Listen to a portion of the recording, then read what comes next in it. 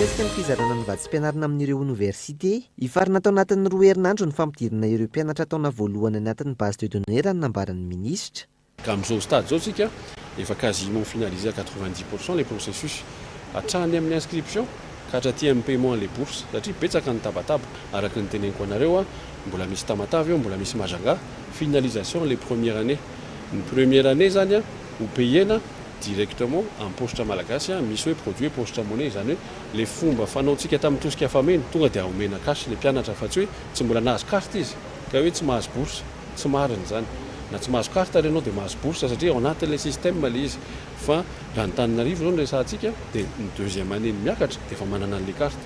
Ny fitondram-panjakana dia naka fanapahan-kevitra anankiray hoe naninona ny première année tsy omena carte satria tsara angamba ho antsika mahalala fa 70% première année eto Antananarivo tsy mipasse deuxième année ka raha omena carte izy zany dia inona ny dikany. Tsy aivina, isan'ireo fiapetrana raisin'ny tompon'andraikitra ho fanavoazana sy ny fanatsarana ny fandoavana ny vatsim-pianarana ny fametrahana ny digitalisation.